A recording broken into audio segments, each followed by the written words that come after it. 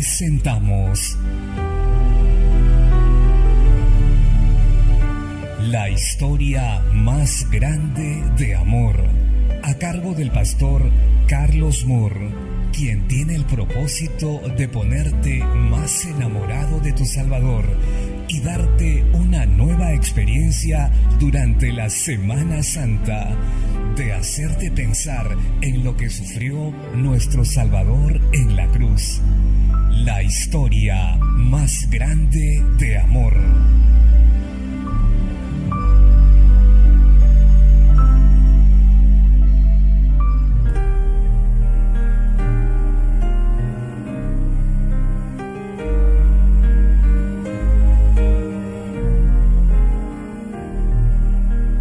El título de este librito es La historia más grande de amor, porque describe el amor de Dios por nosotros, mostrado en la muerte de su Hijo en la cruz del Calvario. Una vez al año, en Semana Santa, usted pensará en Jesús y su crucifixión. Y una vez al mes o tan a menudo que usted tome la cena del Señor, esto lo recordará su crucifixión. Manejando por una calle de su ciudad, sus ojos serán atraídos a la figura de un hombre colgado en una cruz. En ese segundo, usted recordará la crucifixión de Jesús. Y luego, cuando una nueva película de Hollywood presentando la crucifixión de Jesús se convierte en un momento de emoción, pero en un corto tiempo usted otra vez olvidará la crucifixión de Jesús.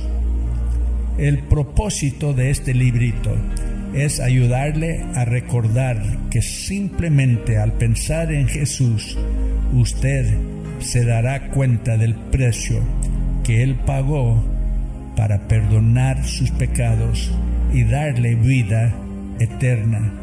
Aunque he realizado un esfuerzo para evitar los detalles horripilantes de sus sufrimientos y su crucifixión, hay tantas cosas que tenemos que visualizar para entender completamente la grandeza del amor de mi Jesús, hermanos. Para introducir esta historia de amor, permítame describir los últimos minutos de la vida de nuestro Salvador. Jesús había sufrido 6 horas en la cruz, y Juan en su evangelio escribe: después de esto, sabiendo Jesús que ya todo estaba consumado, dijo, para que las escrituras se cumpliese: tengo sed. Y estaba allí una vasija llena de vinagre.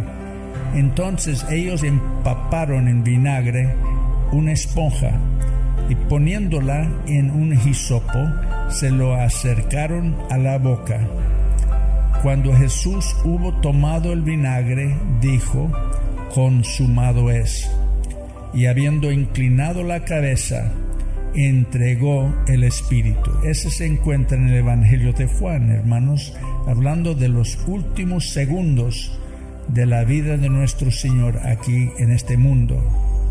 A través de los profetas y el rey David, muchas profecías fueron hechas sobre la vida de Jesús y su muerte. Cuando él cumplió la última profecía, se encuentra ahí en Salmos capítulo 69, donde dice: en mi sed me dieron a beber vinagre. Cristo dijo: consumado es.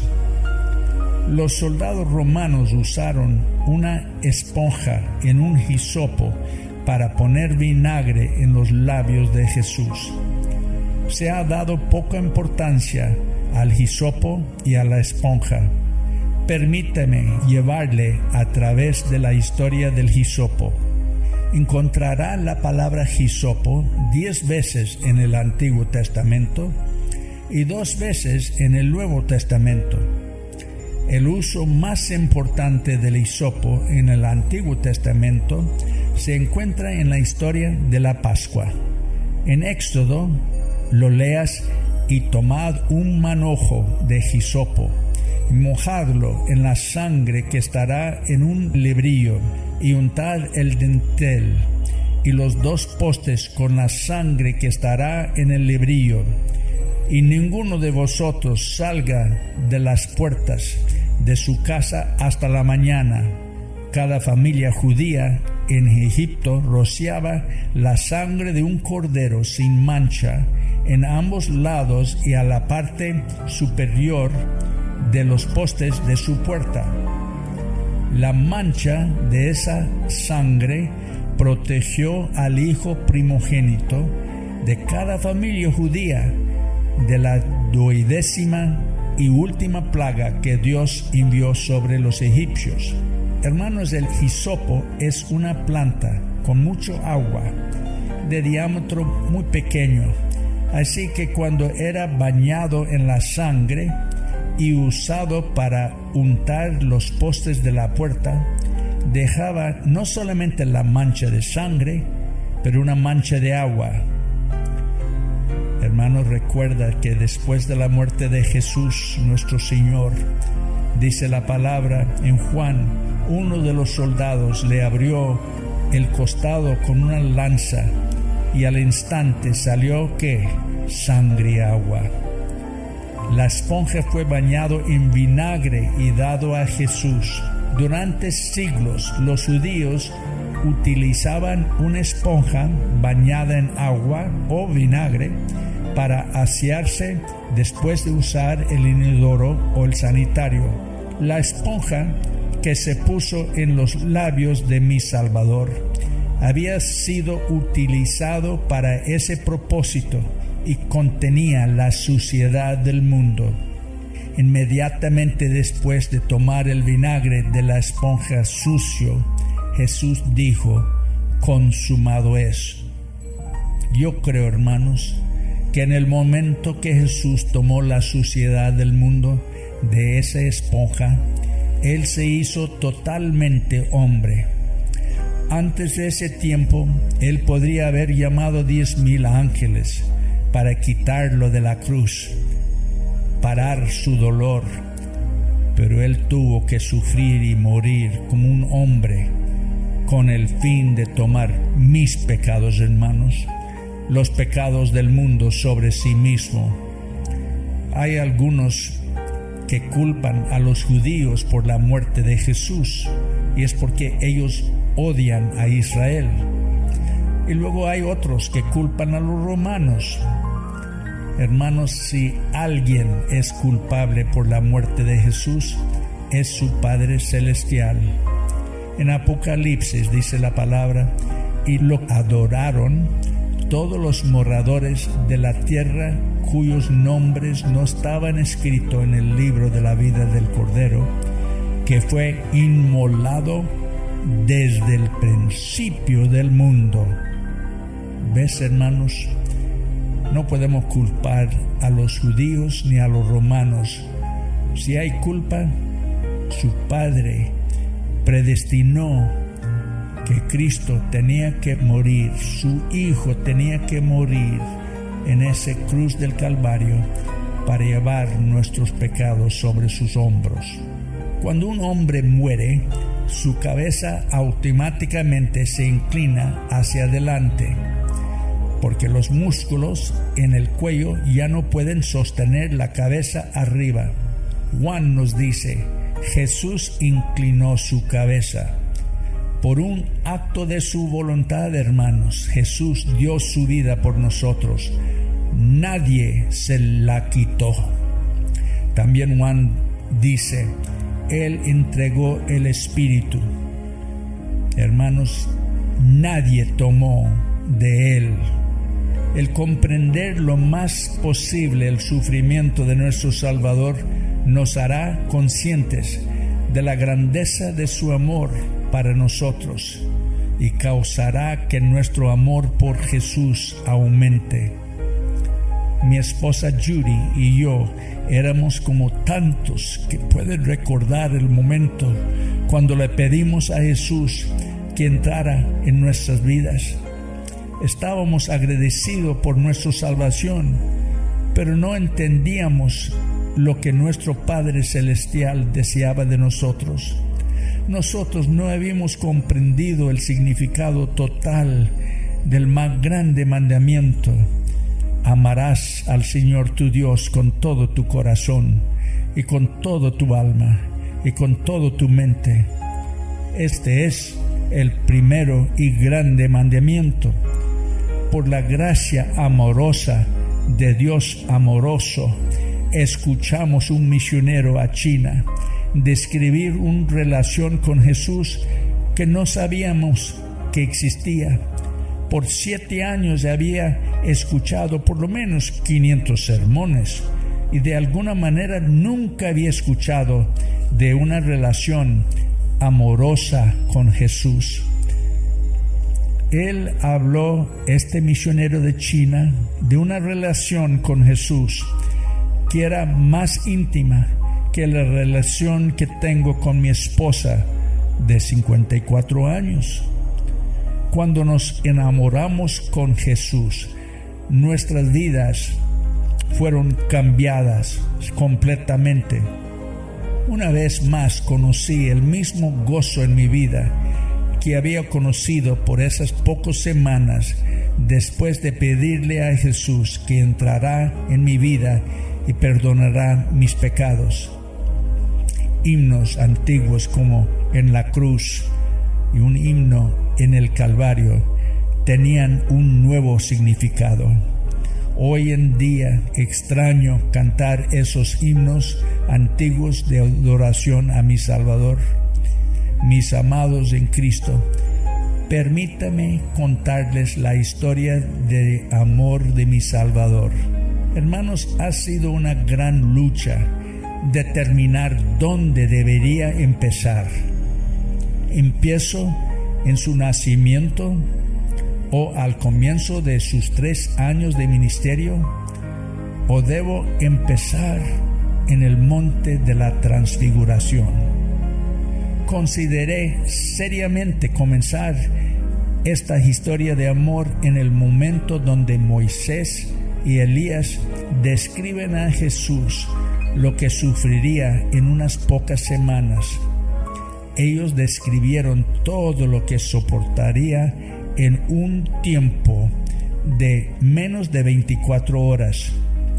Moisés y Elías, quienes aparecieron rodeados de gloria y hablaban de su partida que iba Jesús a cumplir en Jerusalén. Eso lo encuentran en capítulo 9 del Evangelio de Lucas. ¿Acaso alguien, aparte de nuestro Salvador, sabiendo lo que habían dicho Moisés y Elías, iría voluntariamente a Jerusalén para soportar el dolor y el sufrimiento que ellos describieron? Mi Señor fue voluntariamente y valientemente a la cruz por usted y por mí. Dios me ha guiado a comenzar esta historia de amor en la última cena, pero primero veamos lo que debería haber estado pasando en las mentes de sus discípulos. Después de que Jesús había tomado a un lado a sus discípulos y les dijo que iban a Jerusalén y les explicó lo que iba a pasar, Lucas escribió: pero ellos nada comprendieron de estas cosas, y esta palabra les era encubierta, y no entendían lo que se les decía. Así dice Lucas. El largo y arduo viaje de unos 24 kilómetros de Jericó hasta Jerusalén, que era como 1000 metros, tuvieron que subir en la altura para llegar a Jerusalén.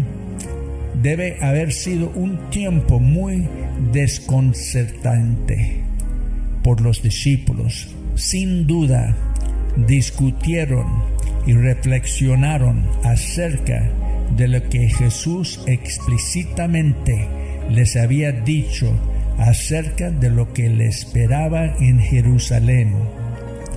Sus mentes humanas finitas no podían comprender cómo Jesús si él era el Hijo de Dios, tuviese que soportar lo que les había dicho.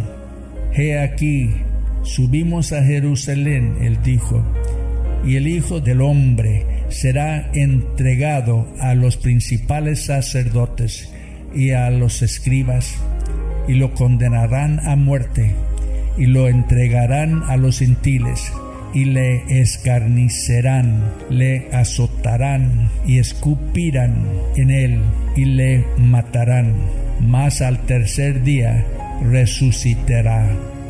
Vean, Marcos dijo eso en capítulo 10 de su Evangelio. Los discípulos no podían entender cómo que si él era el Hijo de Dios, el Salvador del mundo, no podían entender que tenía que sufrir todo eso. Todos los eventos que ocurrieron durante la entrada triunfal de Jesús a Jerusalén el domingo de Ramos les causó más confusión. Claramente podemos entender la razón de su confusión. Jesús estaba solo a unas pocas horas de ser arrestado, golpeado sin piedad, azotado dolorosamente y luego crucificado entre dos criminales. La última cena que tendrían los discípulos con Jesús fue la noche en el comienzo de la Pascua en el año 30 DC. Dice la palabra en Lucas: cuando era la hora, se sentó a la mesa y con él los apóstoles, y les dijo: cuánto he deseado comer con vosotros esta Pascua antes que padezca.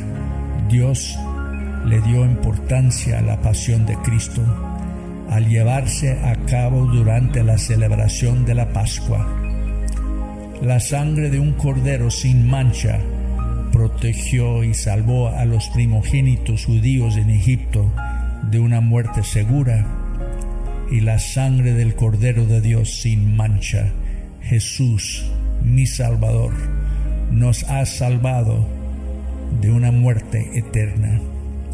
La noche de la última cena, Jesús por última vez les diría a sus discípulos lo que él experimentaría en unas pocas horas. En Marcos capítulo 14 nos dice: y tomó el pan y dio gracias, y lo partió y les dio, diciendo: esto es mi cuerpo, que por vosotros es dado. Haced esto en memoria de mí. De igual manera, después que hubo cenado, tomó la copa, dio gracias y dijo: tomad esto y repartidlo entre vosotros, diciendo: esta copa es el nuevo pacto en mi sangre, que por vosotros se derrama. Porque os digo que no beberé más del fruto de la vid hasta que el reino de Dios venga. En el Evangelio de Marcos leímos: cuando hubieron cantado el himno, salieron al monte de los olivos. Pedro, Jacobo y Juan habían visto la transfiguración de Jesús y escuchado con sus propios oídos a Moisés y Elías describir lo que ocurriría en Jerusalén. ¿Cómo es que no pudieron entenderlo? Jesús, con lágrimas, explicó la pesadez de su corazón y explicó a oídos sordos lo que iba a soportar. Durante 3 años había amado a sus 12 discípulos. Estos hombres habían tropezado siguiendo a Jesús. Habían visto su gran amor por cada uno de ellos y habían visto todos los milagros, y aún así no entendían que Él era quien Él dijo que era. ¿Usted cree que Pedro hubiese negado 3 veces a Jesús si realmente él hubiese entendido que Jesús era el Hijo de Dios? ¿Usted cree que Tomás hubiera dudado su resurrección si él hubiese entendido que Jesús era el Hijo de Dios? ¿O cree usted que todos y cada uno de los discípulos hubieran abandonado a su rabí o gran maestro cuando lo arrestaron en el huerto de Getsemaní si hubieran sabido que él era el Hijo de Dios? Mi Salvador Jesucristo tuvo que sufrir y morir solo. Oh, que yo pudiese haber estado ahí junto a él, que yo pudiese haber estado cerca de él durante el tiempo de su gran dolor y sufrimiento. Cada vez que leo la historia de la última cena, leo como mi Salvador lavó los pies de sus discípulos indignos, sabiendo Jesús que el Padre le había dado todas las cosas en las manos y que había salido de Dios y a Dios iba. Se levantó de la cena y se quitó su manto y tomando una toalla se la ciñó. Luego puso agua en un lebrillo y comenzó a lavar los pies de sus discípulos y a enjugarlos con la toalla con que estaba ceñido. Así que después que les hubo lavado los pies, tomó su manto, volvió a la mesa y les dijo: ¿Sabéis lo que os he hecho? Vosotros me llamáis Maestro y Señor, y decís bien, porque lo soy.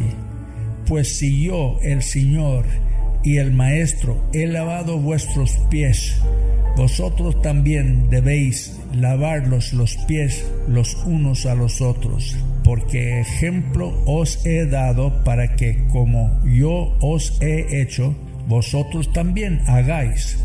De cierto, dijo, el siervo no es mayor que su Señor, ni el enviado es mayor que el que le envió. Ese se encuentra en el Evangelio de Juan, capítulo 13. Durante nuestros años en Costa Rica y El Salvador, yo aprendí a amar a los hombres que Dios me dio para discipular. Sin embargo, nunca me humillé de tal manera que lavará sus pies. Jesús, el Hijo de Dios, lavó los pies de los 12 discípulos, incluyendo los de Judas Iscariote. De los 12 discípulos, Juan era el hombre que más amaba a Jesús. En el Nuevo Testamento hay 4 personas que reconocemos que tuvieron un profundo amor por Jesús. Ellos fueron María, Marta y Lázaro, además de Juan. Podemos ver que Jesús también les amaba de una manera muy especial. Debido a esta relación especial, María y Marta vieron a su hermano Lázaro resucitado de los muertos 4 días después de que había sido colocado en una tumba. El amor de Jesús por su discípulo Juan fue expresado en 3 maneras significativas. Debido a esta relación especial, María y Marta vieron a su hermano Lázaro resucitado de los muertos 4 días después de que había sido colocado en una tumba. El amor de Jesús por su discípulo Juan fue expresado en 3 maneras significativas. En primer lugar, Judas tomaría su propia vida y cada uno de los otros 10 discípulos sufriría muertes horribles. Solo Juan iba a morir de viejo. En segundo lugar, a Juan se le daría la bendición de escribir para Jesús el libro de Apocalipsis, el único libro escrito por nuestro Salvador. La tercera y más grande bendición para Juan llegó cuando estaba con María, la madre de Jesús, al pie de la cruz. Cuando vio Jesús a su madre y al discípulo a quien él amaba, que estaba presente, dijo a su madre: Mujer, he ahí tu hijo.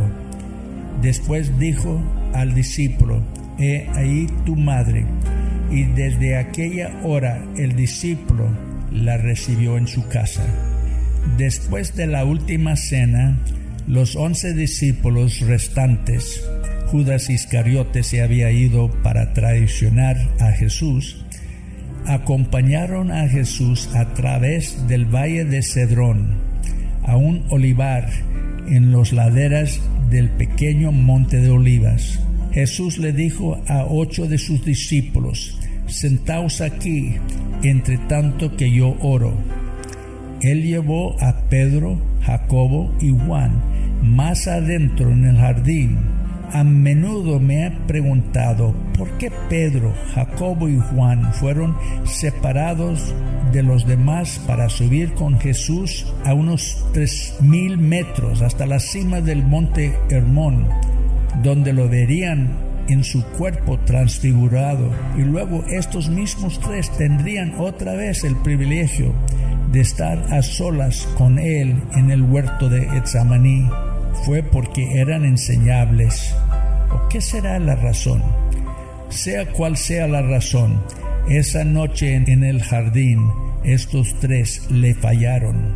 Jesús les dijo a los 3: Mi alma está muy triste, hasta la muerte. Quedaos aquí y velad conmigo. Los últimos 3 discípulos otra vez se dormirían, igual como lo hicieron en el monte de la Transfiguración. En este momento, Jesús en el jardín con sus discípulos. Nuestros pensamientos suelen adelantarse hacia la cruz. Hay mucho que aprender de Jesús mientras oraba en el jardín. Vemos a Jesús el Hijo de Dios y vemos a Jesús el hombre. Vemos su petición o súplica a su Padre. Cada uno de nosotros puede aprender de Jesús cómo debemos acercarnos a nuestro Padre Celestial. El Evangelio de Marcos describe mejor la oración de Jesús. Yéndose un poco adelante, se postró en tierra y oró que si fuese posible pasase de él aquella hora, y decía: Abba, Padre, todas las cosas son posibles para ti. Aparta de mí esta copa, mas no lo que yo quiero, sino que tú. El Hijo de Dios se humilló a sí mismo y cayó al suelo y le pidió a su Padre que quitara su dolor y sufrimiento. Como ejemplo, Él nos ha mostrado que no hay problema que no podemos pedirle a nuestro Padre Celestial que resuelva. Pero de igual importancia, Jesús dijo: pero no se haga mi voluntad, sino la tuya. En el siguiente párrafo, Lucas describe cómo Jesús oró intensamente o fervientemente. El doctor Lucas, en su Evangelio, nos da a conocer ciertos hechos que solo un doctor pudiera percibir. Y estando en agonía, oraba más intensamente, y era su sudor como grandes gotas de sangre que caían hasta la tierra. Un doctor contemporáneo, William Edwards, explica que existe un fenómeno raro, sudor sangriento, y puede ocurrir en estados altamente emocionales. Ha sido difícil para mí entender y mucho menos explicar la gran angustia mental que mi Salvador sufrió desde el tiempo en el monte de la Transfiguración, cuando Moisés y Elías describieron lo que esperaba en Jerusalén, hasta que Jesús oró en el huerto de Getsemaní. A veces, mientras he estado escribiendo este pequeño librito, me ha sentido abrumado emocionalmente al pensar en el sufrimiento de mi Salvador. Es incomprensible captar todo lo que Él experimentó en el jardín. Solamente su padre sabía lo que causó que sudara gotas de sangre. Yo creo, sabiendo el dolor físico que iba a sufrir, aunque bastante, fue la última causa de su agonía y ansiedad. Jesús no estaba pensando en sí mismo, estaba pensando en sus discípulos, en Jerusalén, sobre la cual había llorado. Estaba pensando en su madre y hermanos, y estaba pensando en usted y en mí. Jesús regresó a sus 3 discípulos y los encontró dormidos. El Evangelio de Lucas nos da la única evidencia que los discípulos finalmente habían entendido lo que Jesús estaba a punto de soportar. Dice Lucas capítulo 22, cuando se levantó de la oración y vino a sus discípulos, los halló durmiendo a causa de la tristeza. Eso es lo que dice Dr. Lucas en el capítulo 22 del Evangelio de Lucas. 3 de los escritores de los Evangelios describen las palabras de Jesús como un reproche a sus discípulos por quedarse dormido. Jesús dijo: ¿así que no habéis podido velar conmigo 1 hora? Creo que Jesús dijo estas palabras como una expresión de la carga que llevaba. ¿Usted o yo se dormiría cuando Jesús necesitase nuestro amor y compasión? Ni los discípulos ni nosotros podríamos haber compartido su carga. Sin embargo, nuestro amor y longanimidad con Él en el jardín podrían haber ayudado. Jesús se fue por segunda vez a orar. En el Evangelio de Mateo, capítulo 26, dice: Padre mío, si no puede pasar de mí esta copa sin que yo la beba, hágase tu voluntad. Al regresar nuevamente, encontró a sus 3 discípulos durmiendo, así que los dejó, y se fue una vez más y oró una tercera vez, diciendo lo mismo. Deberíamos aprender del Hijo de Dios viviente la importancia de la oración perseverante. Mientras Jesús iba a los discípulos por última vez, justo después de la medianoche, él podía ver a través del valle de Cedrón las antorchas de los guardias del templo que venían a llevarlo preso. Él despertó a los 3 discípulos y les dijo: He aquí ha llegado la hora, y el Hijo del Hombre es entregado en manos de pecadores. Levantaos, vamos, ved, se acerca el que me entrega.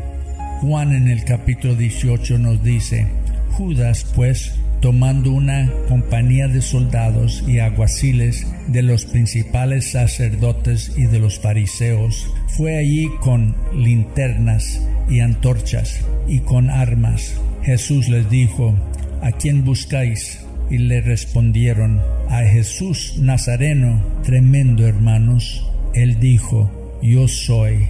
Retrocedieron y cayeron a tierra.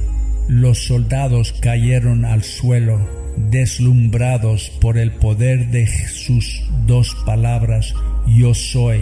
Pablo, en su carta a los Filipenses, nos dice que el día vendrá cuando toda rodilla se doblará y toda lengua confesará que Jesucristo es el Señor. El impetuoso Pedro sacó su espada y le cortó una oreja a Malco, el siervo del sumo sacerdote Caifás. Mi Jesús mostró su abundante amor y misericordia hasta lo último al sanar la oreja de Malco. Si él no hubiese sido sanado por Jesús, a Malco no se le hubiese permitido entrar otra vez en el templo. En el momento de su arresto, todos sus discípulos huyeron. Pedro y Juan, solamente desde una distancia segura, siguieron a Jesús a los guardias del templo. Estos dos permanecieron en el patio de la residencia del sumo sacerdote y se mantuvieron calientes por un fuego. Pedro fue reconocido y negó conocer a Jesús por primera vez. Él negaría a su Señor 2 veces más antes de que el gallo cantara. Juan, al otro discípulo, era un hombre de profundo amor por Jesús. Creo que su motivación para permanecer cerca de Jesús era una expresión de su amor eterno por su querido amigo Jesús, mientras que yo creo que Pedro lo siguió por curiosidad. Prueba adicional de la diferencia en el amor por Jesús de estos dos hombres puede verse en Juan estando al pie de la cruz y el paradero de Pedro desconocido.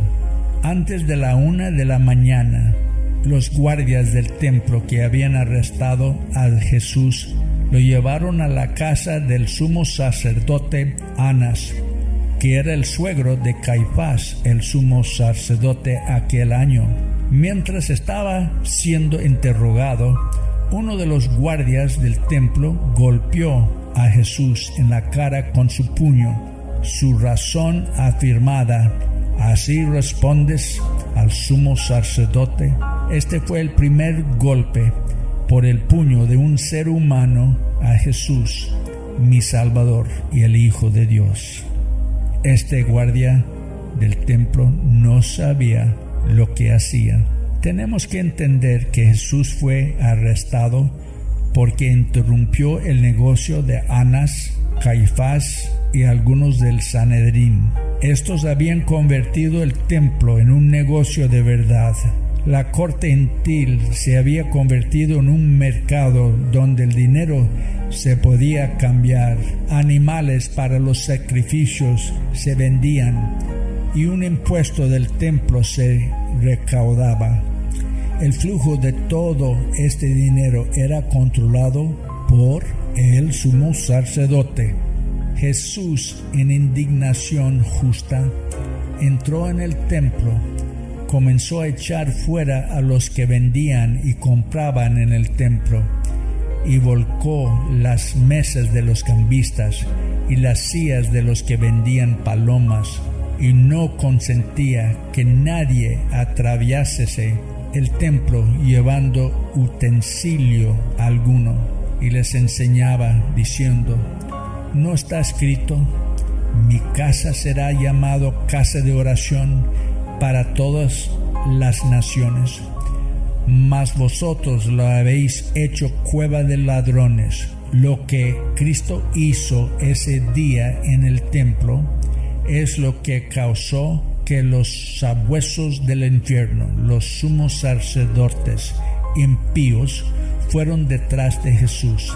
Entre las 2 y 3 de la mañana, Jesús fue llevado atado a la casa de Caifás, el sumo sacerdote. Había reunido a un pequeño grupo del Sanedrín para un juicio informal. En este simulacro de juicio, Jesús fue interrogado incesantemente hasta que escucharon la respuesta correcta a su pregunta: dinos si eres tú el Cristo, el Hijo de Dios. La respuesta de Jesús fue: tú lo has dicho. Su respuesta no era inesperada, pero era la respuesta que ellos querían, ya que el castigo de blasfemia es la muerte. Para castigar a Jesús y deshacerse de él por lo que había hecho en el templo, Caifás ordenó a los guardias del templo que vendaran los ojos de Jesús y lo golpearan sin piedad.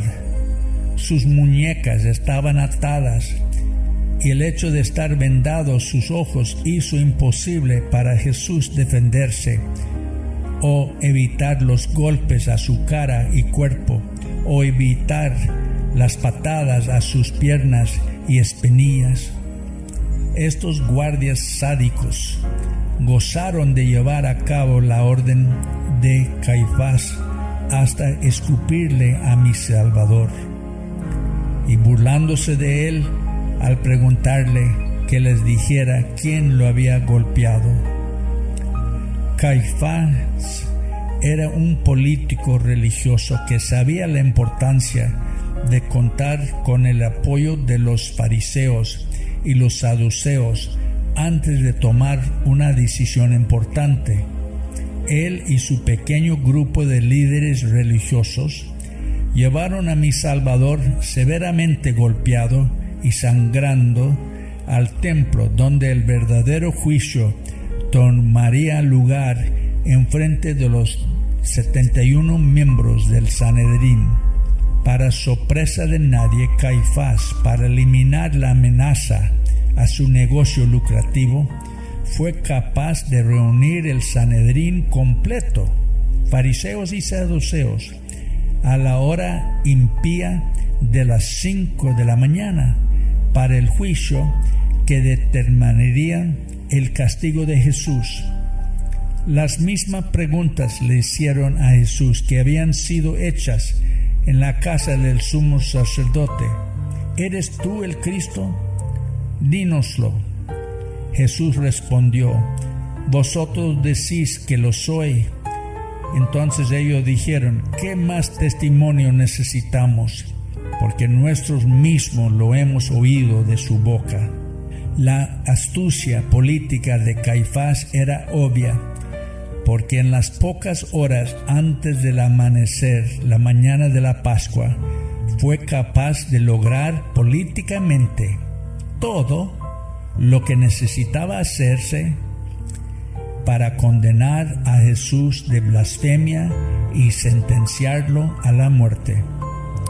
Sin embargo, los judíos no tenían la autoridad para llevar a cabo su castigo por blasfemia, que era la muerte. Estaban bajo dominio romano y se requería que los romanos matasen a Jesús. Caifás ya sabía lo que se necesitaría para que los romanos llevaran a cabo la sentencia judía de muerte. Al amanecer, un poco después de las 5 de la mañana, parte de la guardia del templo y todo el Sanedrín llevó a nuestro sangrado y magullado Salvador a la residencia y oficinas gubernamentales de Poncio Pilato, el procurador o gobernador de Judea. Jesús fue presentado como peligroso y autoproclamado rey que socavaría la autoridad romana, no como el blasfemo de la ley judía. Durante su primera comparencia ante Poncio Pilato, Jesús respondió toda pregunta. Su respuesta a la pregunta: ¿luego eres tú rey?, nos da una clara comprensión de la vida de Jesús, porque él respondió: yo para esto he nacido y para esto he venido al mundo, para dar testimonio a la verdad. Todo aquel que es de la verdad oye mi voz. Tras interrogar a Jesús en privado, Pilato se dirigió a los sumos sacerdotes y a la multitud, diciéndoles que él no encontró ninguna base para una acusación en contra de Jesús. La insistencia de los judíos hizo que se supiera que Jesús era Galileo, y Pilato decidió enviarlo a Herodes, el tetrarca, en cuya jurisdicción estaba Galilea. Pilato esperaba que esta acción resolviera el problema y evitar el tener que tomar una decisión que él no quería hacer. Sucedió que Herodes Antipas estaba en Jerusalén en ese momento y quiso ver a Jesús con la esperanza de que Jesús hiciera un milagro. El Evangelio de Lucas nos dice que Jesús no habló ni una palabra en la presencia de Herodes. En cada uno de los otros juicios o interrogatorios, Jesús había respondido verbalmente, pero no dijo ni una sola palabra mientras estuvo en la presencia de Herodes. Creo que Jesús hizo esto para honrar la memoria de Juan el Bautista. Herodes había sido responsable de la decapitación de este hombre piadoso que había bautizado a Jesús. Cuando Jesús fue devuelto de Herodes, Pilato había sido advertido por su esposa de hacerle daño alguno a Jesús, porque esa noche tuvo un sueño, y estando él sentado en el tribunal, su mujer le mandó decir: no tengas nada que ver con ese justo, porque hoy he padecido mucho en sueños por causa de él. ¿Acaso no podemos ver la mano de Dios por amor a nosotros, organizando todo aspecto doloroso de este tiempo para Jesús? Los mismos guardias del templo que habían arrestado a Jesús en el huerto de Getsemaní fueron responsables de su paliza durante el tiempo entre su juicio informal en la casa de Caifás y el juicio informal ante todo el Sanedrín en el templo. Cuando Jesús fue devuelto de Herodes, Pilato había sido advertido por su esposa de hacerle daño alguno a Jesús, porque esa noche tuvo un sueño, y estando él sentado en el tribunal, su mujer le mandó decir: no tengas nada que ver con ese justo, porque hoy he padecido mucho en sueños por causa de él. ¿Acaso no podemos ver la mano de Dios por amor a nosotros, organizando todo aspecto doloroso de este tiempo para Jesús? Los mismos guardias del templo que habían arrestado a Jesús en el huerto de Getsemaní fueron responsables de su paliza durante el tiempo entre su juicio informal en la casa de Caifás y el juicio informal ante todo el Sanedrín en el templo. La paliza por los guardias del templo fue brutal. Algunos lo abofetearon y otros golpearon a mi Jesús. Fue escupido y con los ojos vendados le decían burlonamente: profecía para nosotros, Cristo, ¿quién te golpeó? Imagínese lo que los guardias del templo debieron haber pensado más tarde ese mismo día, cuando comenzando al mediodía y durando hasta las 3 de la tarde, Jerusalén estuvo tan oscuro como la noche. Algunos de estos guardias del templo llegaron a ser parte de los miles que creyeron en Jesús después de su resurrección. Debido a esta paliza, Jesús estaba debilitado cuando Caifás lo entregó a Poncio Pilatos. Menos de 2 horas más tarde, los soldados romanos golpearían a Jesús aún más brutalmente que los guardias del templo. Pilato simbólicamente se lavó las manos delante de la muchedumbre y dijo: soy inocente de la sangre de este hombre. Sin embargo, él entregó a Jesús a sus soldados para ser azotado y después ser crucificado. Flagelación precedía toda crucifixión romana. Solamente mujeres, senadores y soldados romanos no sufrían los azotes tortuosos. Había varios tipos de látigos utilizados en la flagelación. El látigo más común era un gato de 9 colas.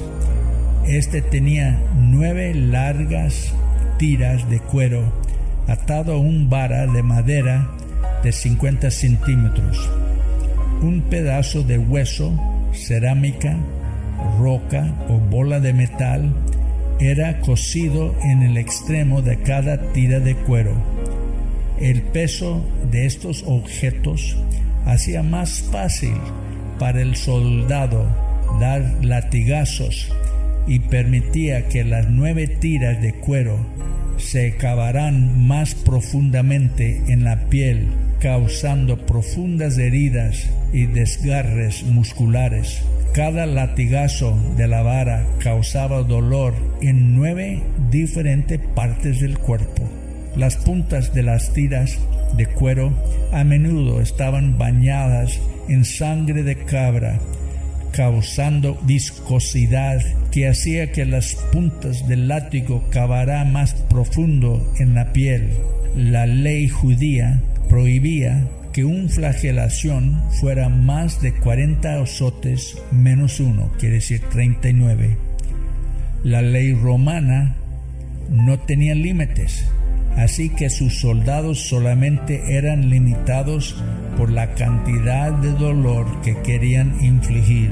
Los manos de Jesús habían sido dolorosamente atados desde su arresto a medianoche, y otra cuerda fue utilizado para estirarlo hacia arriba hasta que sus dedos de los pies apenas estuvieron tocando el suelo. Los músculos de sus hombros y espalda estaban tensos. Una vez que el soldado romano comenzó a azotarle con el gato de 9 colas, no había manera de controlar la dirección de cada uno de esas tiras de cuero.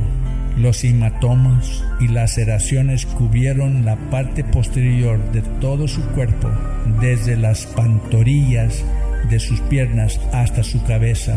Hollywood y artistas nunca muestran el rostro de Jesús hinchado y amorotado severamente por los golpes, ni muestran lo que debería haber ocurrido cuando esas tiras pesadas de cuero golpearon su cabeza y rasgaron la piel de su rostro. Hermanos, es posible, aunque una de las puntas del cuero haya cegado a nuestro Salvador. Hoy en día, muchos que han sufrido un brutal golpiza pueden describir este dolor, pero nadie puede empezar a comprender el dolor que Jesús sufrió mientras fue azotado.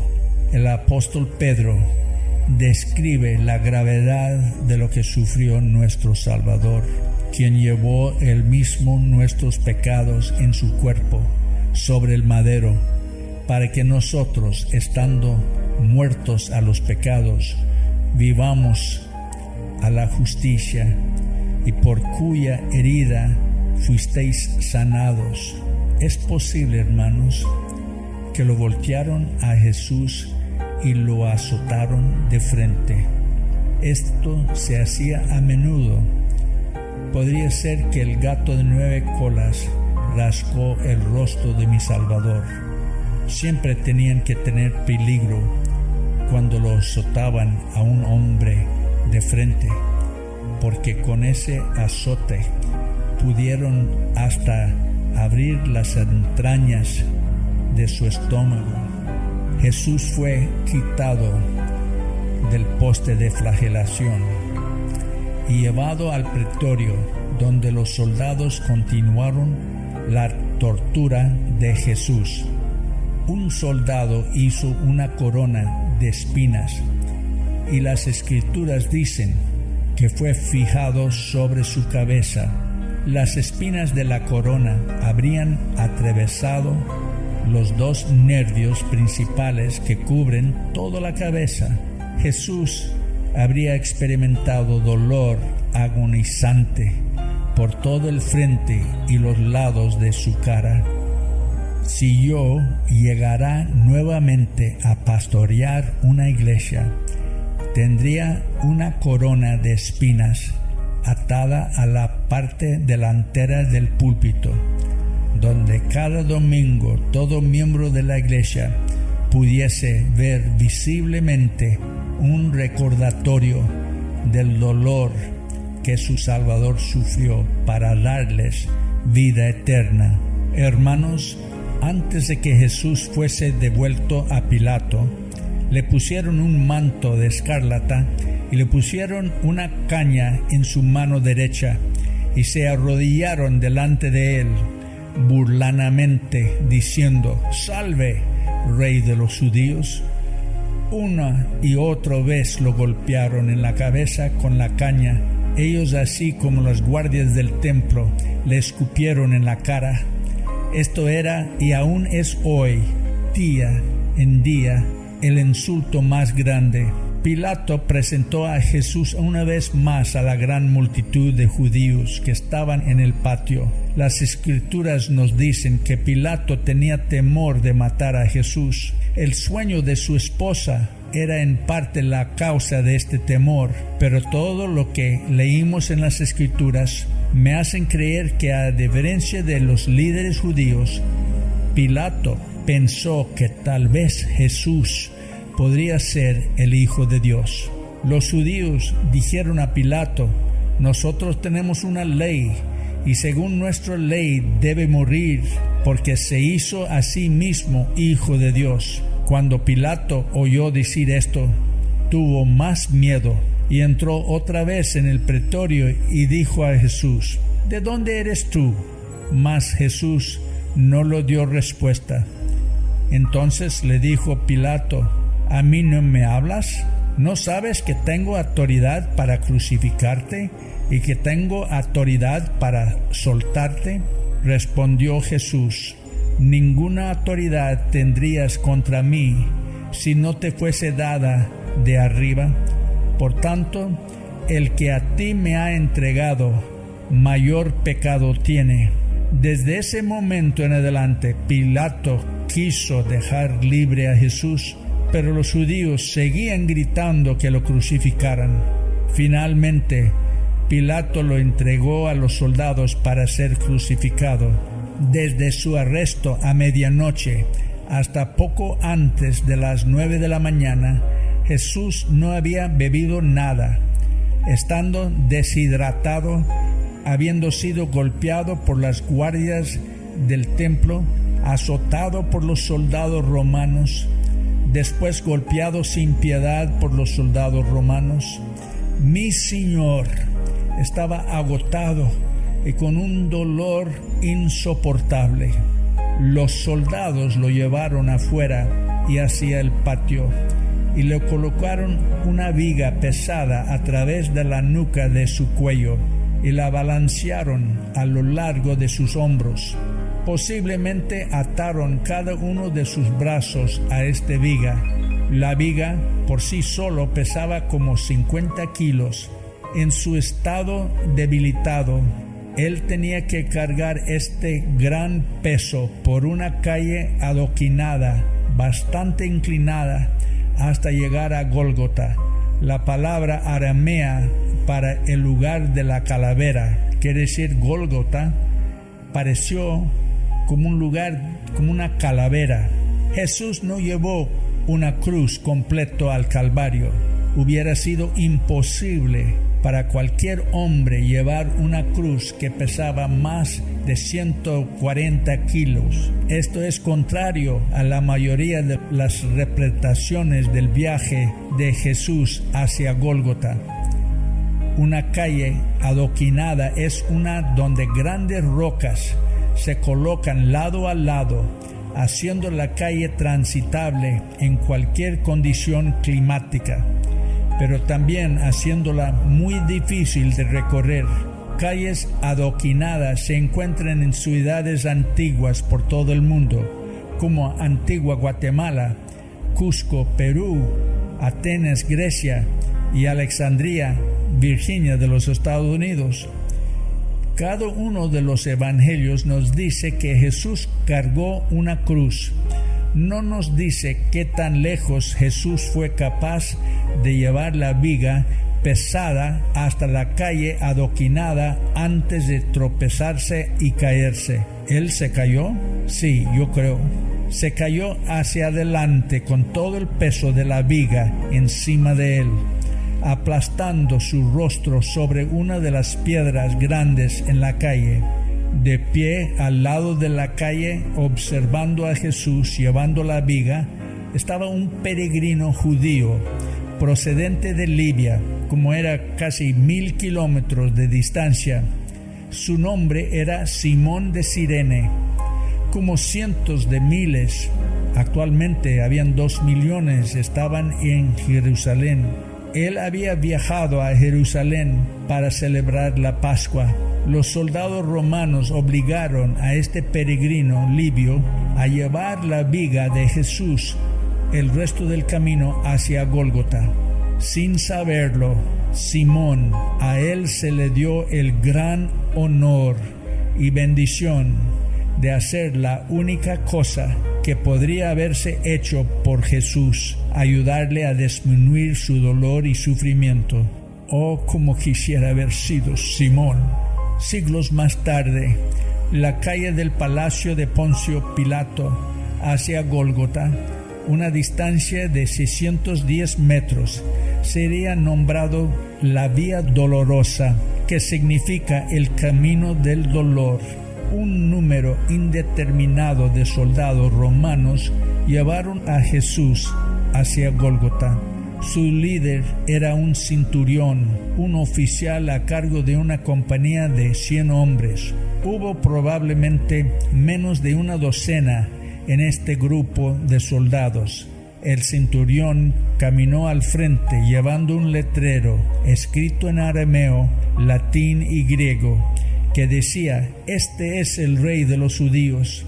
Este mismo letrero sería puesto en el poste encima de la cabeza de Jesús. Este es el mismo centurión que usted verá después de la muerte de Jesús. Una vez que Jesús llegó a Gólgota, el lugar de su ejecución, la viga fue puesta en el suelo y se vio obligado a recostarse sobre ella. Grandes clavos de cabeza cuadrada de 18 centímetros fueron clavados en sus muñecas. Cada uno de los 2 picos golpeó la zona del nervio mediano, causando choques insoportables de dolor. Corrían por sus brazos hacia sus hombros y su cuello. Todos los nervios que van a la mano y a los dedos pasan a través de un canal estrecho en la muñeca. Jesús, mi Señor, mi Salvador, el Hijo de Dios, gritó con dolor. Ay, hermanos, yo he sido operado 16 veces. De las 16 operaciones, 2 fueron más dolorosos de los otros 14 juntos. Uno fue operación de mi corazón por 4 válvulas, pero el otro fue cuando me operaron de mi mano, ahí de mi muñeca. Y yo recuerdo, cuando yo salí del salón de operaciones, el dolor fue tan horrible. Pero piense conmigo, hermanos, el dolor que pasó a mi Señor. Él no estaba allí inconsciente cuando lo clavaron, y ese clavo pasó por esos nervios. El dolor tenía que ser una cosa que la palabra horrible no capta lo que era para él. Fue imposible que Jesús no hubiese gritado y orado por el increíble dolor de su muñeca al ser clavado a la viga. Sin embargo, la profecía se cumplió, que ningún hueso fue roto. Ya erguido en Gólgota estaba un poste de 3 metros de altura, llamado un estípite. La viga con Jesús clavado a ella luego fue levantada sobre el estípite, y el cuerpo de Jesús se colgó feamente hacia abajo para que los pies pudiesen ser clavados al estípite. Esto causó una tremenda tensión en sus muñecas, brazos y hombros, probablemente causando la deslocación de las articulaciones de su hombro y codo. El dolor que mi Señor sufrió fue horrible. Después, sus pies fueron clavados a la cruz. El clavo era de lo menos 25 a 30 centímetros de largo y fue clavado entre los metatarsos de Jesús, causando un shock insoportable de dolor. Una vez más, ningún hueso fue roto.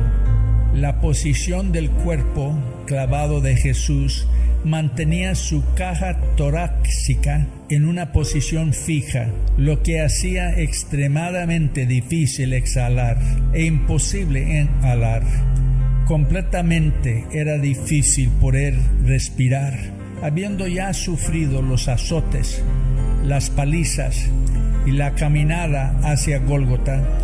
Jesús tuvo que haber estado extremadamente débil y deshidratada. Probablemente él estaba perdiendo muchísima sangre debido a las heridas profundas hechas por los azotes. Al pasar el tiempo, la pérdida de sangre, la falta de oxígeno, le causaron severos calambres, contracciones espasmódicas y probablemente momentos cuando pasaba a la inconsciencia. ¿Dónde estaban sus amados discípulos durante todo su dolor? Juan nos da un vistazo más detallado de lo que ocurrió durante el tiempo que Jesús estuvo en la cruz que cualquier de los otros 3 evangelios. ¿Por qué será? Sabemos que Juan estaba al pie de la cruz cuando vio Jesús a su madre y al discípulo a quien él amaba, que estaban presentes. Dijo a su madre: «Mujer, he ahí tu hijo». Después dijo al discípulo: «He ahí tu madre». Y desde aquella hora el discípulo la recibió en su casa. Es comprensible asumir que los otros discípulos habían huido de Jerusalén o estaban observando la crucifixión de su rabí o gran maestro desde una distancia segura. Solamente fue Juan quien escuchó a Jesús decir: «Tengo sed». Jesús, sabiendo que él había obedecido la voluntad de su Padre, había cumplido toda profecía, dijo: «Tengo sed». La última profecía que él cumplió se encuentra en Salmos capítulo 69, donde dice: «En mi sed me dieron a beber vinagre». Aún con todo su dolor, Jesús pensó en los demás en lugar de sí mismo. Sus primeras palabras de la cruz fueron: «Padre, perdónalos, porque no saben lo que hacen».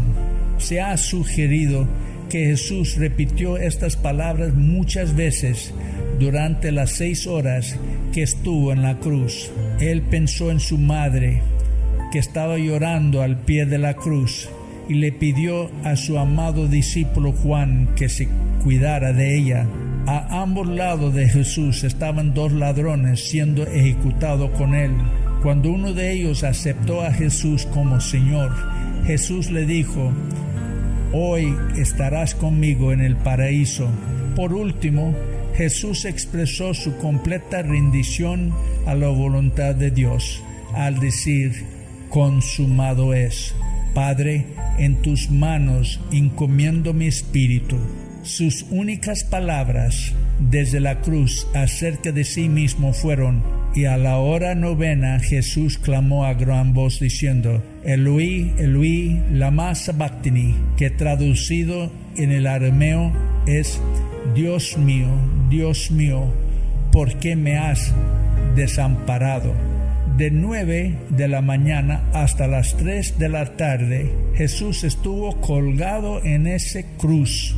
Las 6 horas que Él estuvo colgado fueron por usted y por mí. Una ilustración en este librito muestra el esfuerzo que Jesús tuvo que hacer cada vez que trató de inhalar La mayoría de los médicos que han investigado la crucifixión de Jesús afirman que durante el tiempo que estuvo colgado en la cruz, Jesús tuvo espasmos cardíacos casi continuos, o el equivalente a continuos ataques al corazón. Causado por la falta de oxígeno, estos espasmos le deberían haber causado un gran dolor de pecho. Estos mismos médicos además afirman que Jesús murió de una ruptura cardíaca, o en términos laicos, un corazón roto. Independiente de la verdadera causa médica de su muerte, es muy claro que Jesús sufrió numerosas horas de tortura horrible y continua en la cruz del Calvario. La causa común de muerte por crucifixión era la asfixia. Para respirar, Jesús se veía obligado a levantarse con sus pies para permitir la inflación de los pulmones. Al debilitarse su cuerpo y el dolor en sus pies y piernas se volvía insoportable, que mi Señor fue obligado a intercambiar el respirar por dolor y cansancio. Eventualmente, él quedó completamente agotado y perdió el conocimiento, de tal manera que ya no pudo levantar su cuerpo del estipe para inhalar o inflar sus pulmones.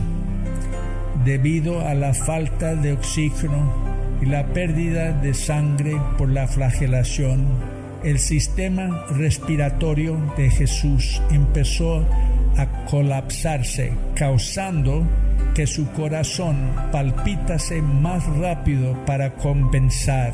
Sus pulmones empezaron a llenarse del líquido, aumentando la presión sobre su corazón.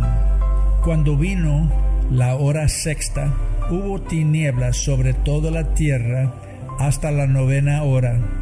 Las 3 horas de tinieblas no fue causada por un eclipse. Los escritores de los evangelios no dan una explicación. Algunos creen que el Padre Celestial causó las tinieblas para cubrir la vergüenza de la desnudez de Jesús en la cruz.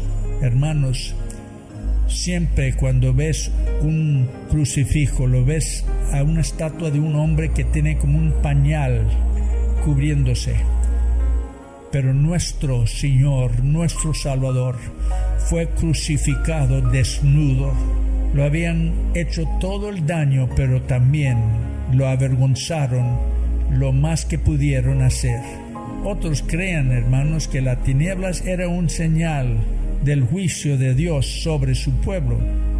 Sin embargo, todos coinciden que fue un señal de Dios.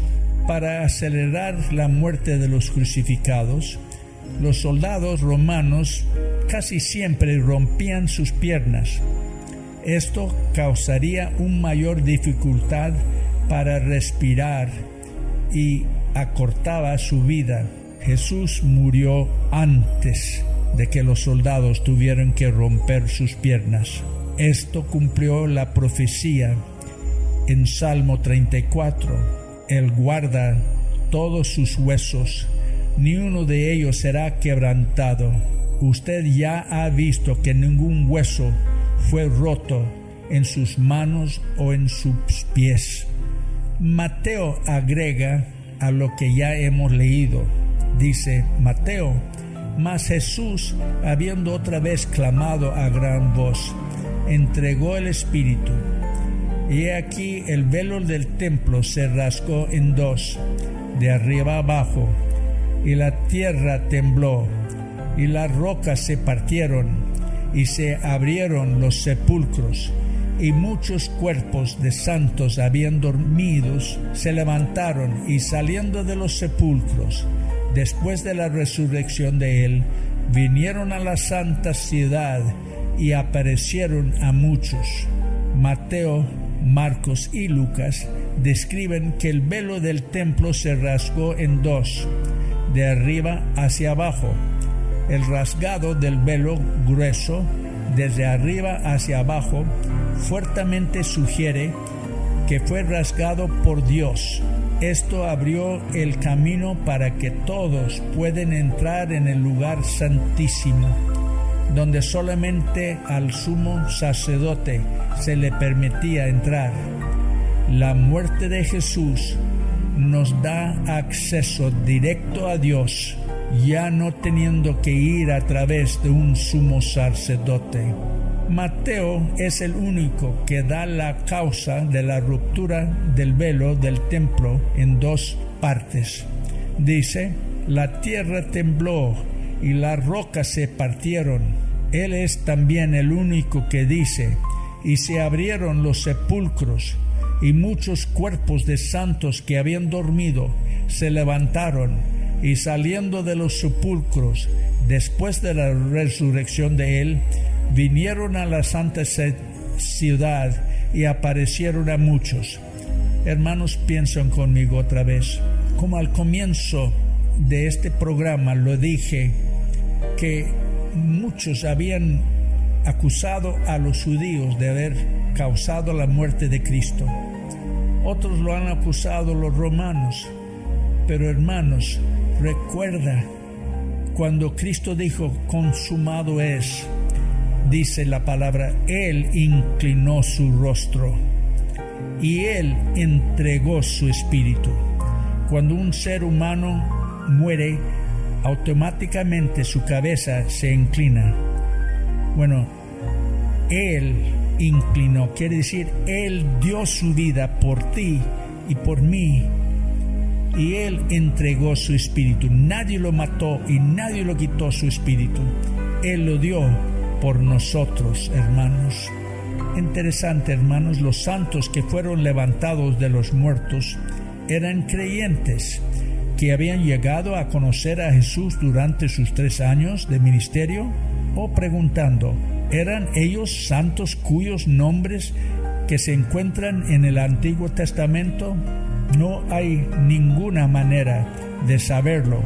Quien quiera que fueron los santos, su aparición en las calles de Jerusalén debería haber causado conmoción y asombro. El hecho de que su aparición en Jerusalén ocurrió en el mismo momento de la resurrección de Jesús debe haber sido una de las razones por las que miles de personas en Jerusalén aceptarían más tarde a mi Jesús como el Mesías. Antes, usted recuerda al centurión al mando del grupo de soldados que llevó a Jesús hacia Gólgota para ser crucificado. Este mismo oficial permaneció en el área de la cruz para supervisar a sus soldados.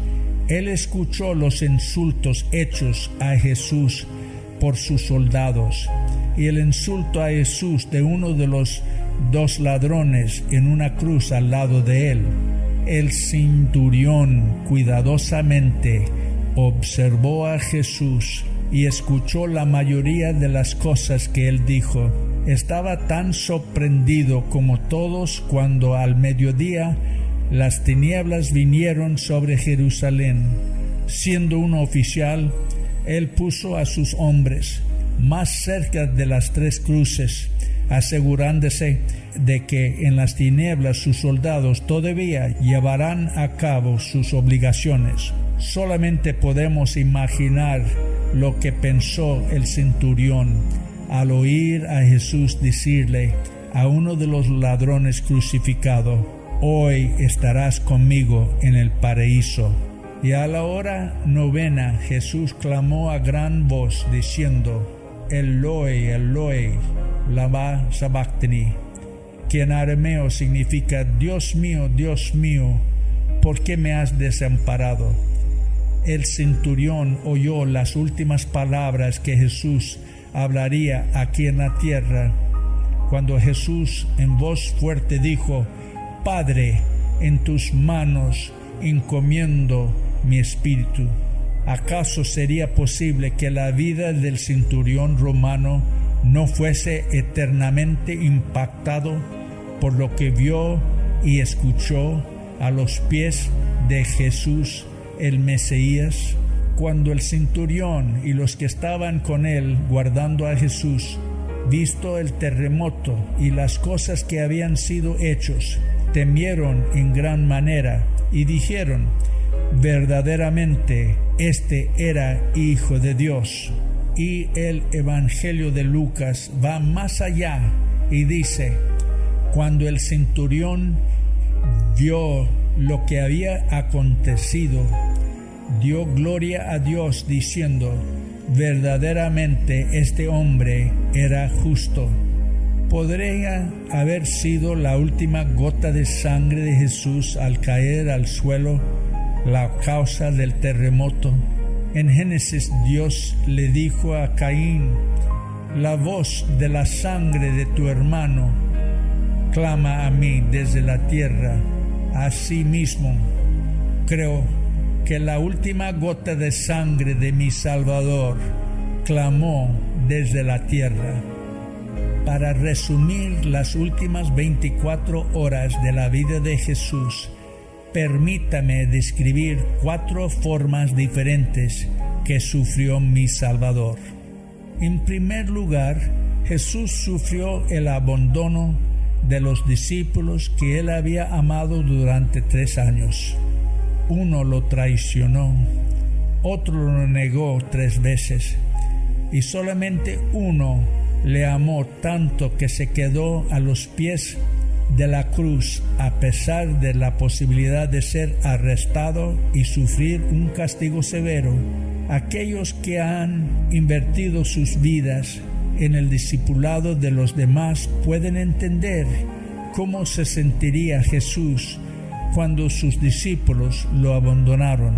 En segundo lugar, hermanos, Jesús sufrió el insoportable dolor físico de la paliza por las guardias del templo, la flagelación por los soldados romanos, la terrible paliza de los mismos soldados romanos, la agonía de cargar la viga de la cruz de 50 kilos y finalmente ser clavado a la cruz, donde por 6 horas luchó por respirar. Y luego, hermanos, en tercer lugar, Jesús sufrió al ser abandonado por su Padre Celestial. Su Padre no quitó la copa y en la hora novena Jesús clamó: Dios mío, ¿por qué me has desamparado? La palabra desamparado significa renunciar o dar la espalda por completo. Su propio Padre permitió que su Hijo sufriera una muerte excruciante. La palabra excruciante en latín literalmente significa un dolor como el dolor de crucifixión. En cuarto lugar, Jesús sufrió algo que ningún otro hombre en la tierra podría sufrir. Él murió llevando los pecados del mundo sobre sí mismo. Amados hermanos, Él llevó mis pecados sobre sus hombros. Ay, cómo no debo de amarlo de corazón. Veamos una vez más las últimas palabras de mi Jesús antes de morir. Consumado es. Todas las profecías del Antiguo Testamento que apuntaban hacia los sufrimientos del Mesías fueron cumplidos. Consumado es. El velo ha sido roto y ahora queda abolido la ley ceremonial judía. Consumado es. Sus sufrimientos ahora ya habían terminado, tanto los de su alma y los de su cuerpo. Consumado es. La redención y salvación del hombre ahora ha sido completada. La vida de mi Salvador no fue tomado de él a la fuerza, sino fue rendida libremente. La historia del sufrimiento y crucifixión de mi Jesús es tan incompleta sin nuestra comprensión que Él fue victorioso sobre la muerte. ¡Qué glorioso, hermanos! La cruz está vacante. Jesús conquistó a la tumba. Él está vivo, hermanos. Él es nuestro Salvador. Él es nuestro Señor. Amados, este librito está destinado para renovar el amor por Cristo, que está ausente en un gran número de las iglesias evangélicas de Latinoamérica. Mi creencia es que no hay mejor manera para que cualquier cristiano vuelva a enamorarse de su Salvador que por medio de una explicación completa del precio que Jesús pagó para dar a cada creyente la vida eterna. Mis amados, en nuestra querida Latinoamérica, Dios ha bendecido a este hemisferio más que cualquier otro en el mundo. Desde Tierra del Fuego hasta el punto Barrow de Alaska, el Evangelio de Jesucristo ha sido conocido por siglos, pero más de la mitad de todos los habitantes aún no han recibido al Hijo de Dios, mi Jesús. ¿Por qué será? Podría ser que muchos cristianos hoy en día han olvidado o nunca han comprendido el terrible precio que Jesús pagó en la cruz para darles vida eterna. Durante estos últimos meses, al yo pensar en el sufrimiento y crucifixión de mi Salvador, mi amor por Él cada vez más ha crecido. Su amor por mí ahora no solo se ve en una cruz vacía, sino en la cruz en el Calvario. Esto me impulsa a compartir a Cristo con todo el mundo para que ellos también lleguen a amar mi Salvador, Jesucristo, Cristo Jesús. Amados hermanos, les recomiendo fuertemente a cada uno leer cada uno de los capítulos en los 4 evangelios que describen la crucifixión de nuestro Salvador. Como ministro del Evangelio, yo podría hablar acerca de Dios el Padre, pero el Padre quiere que ame a su Hijo, mi amado Jesús. Yo oro y pido tener pasión por Jesús, porque Él vive. Nos podemos enfrentar el mañana. Gracias a mi Padre Celestial por haberme mostrado su amor y el amor de su Hijo por mí, un pecador salvado por su gracia. Estoy increíblemente agradecido a Dios por permitirme escribir este libro que ha aumentado mi amor por mi Salvador, su Hijo Jesús. Estoy agradecido por las muchas maneras que mi esposa Judy añadió a este librito. Un aprecio a mi compañero de la universidad que editó el documento. Un aprecio al hermano que hizo la traducción al español. Y un agradecimiento a un hermano que se llama Chuck Smith, quien fue un poderoso consejero, sabio, dado por Dios. Le doy las gracias al Dr. William Edwards de la Clínica Mayo, el más famoso clínica en los Estados Unidos, que me dio el permiso de utilizar las ilustraciones que se encuentran en el librito. Mis amados, que Dios lo bendiga, que Dios lo usa para honrar y glorificar el nombre sobre todo nombre, Jesucristo. Sobre una cruz mi buen Señor su sangre derramó por este pobre pecador a quien así salvó. En la cruz, lo primero vi la luz.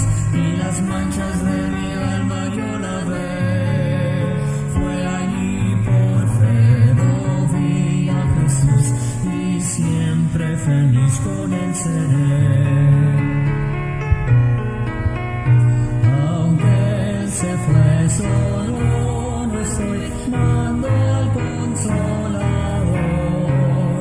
divino Espíritu que hoy me da perfecto amor. En la cruz, lo primero vi la luz y las manchas de mi alma yo lavé. Fue allí por fe vi a Jesús y siempre feliz con él seré. La historia más grande de amor.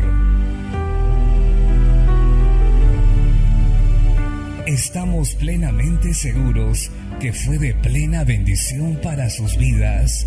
Si desea adquirir este libro, puede imprimirlo a la siguiente dirección: www.morereport.com.